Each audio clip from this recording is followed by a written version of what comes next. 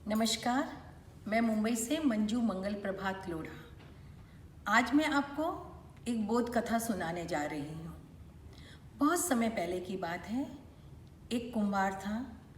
एक दिन वह अपने गधे के गले में एक बड़ा सा पत्थर लटकाकर एक गांव से दूसरे गांव की तरफ जा रहा था। रास्ते में उसे एक व्यक्ति मिलता है जो कि वास्तव में जौहरी है, और वो देखता है कि उस गधे के गले में जो पत्थर लटका हुआ है वह वाकई पत्थर नहीं बल्कि हीरा है।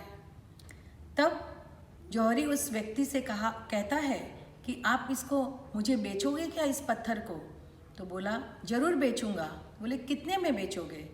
तब उसने कहा कि मैं 100 रुपये में बेचूंगा, क्योंकि कुम्हार के लिए तो वो एक पत्थर था।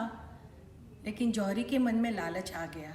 उसने कहा, नहीं, अगर तुम इसे 50 रुपये में बेचना चाहोगे तभी मैं इसे खरीदूंगा। तब उस किसान ने मना कर दिया कि नहीं, अगर आपको लेना है तो 100 रुपये में लो, नहीं तो मुझे इसे नहीं बेचना है। जौहरी ये सोचकर वहाँ से आगे चला गया कि इससे कौन ये पत्थर खरीदेगा, थोड़ी देर बाद मैं वापस आऊँगा और इससे 50 रुपये में ही ये पत्थर खरीद लूँगा।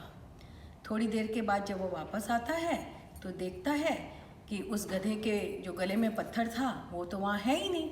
तब उसने उस किसान से पूछा कि भाई, वो पत्थर कहाँ गया? तो बोला, मैंने तो अभी अभी उसे बेच दिया और पूरे 100 रुपये में बेचा है। तुम तो इसे 50 रुपये में ही मुझसे लेना चाहते थे, तो मुझे कितना नुकसान होता।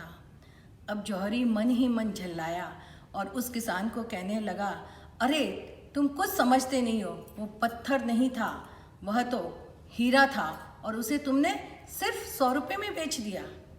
अब किसान उससे कहता है कि भाई, मैं तो जानता ही नहीं था कि वो हीरा था।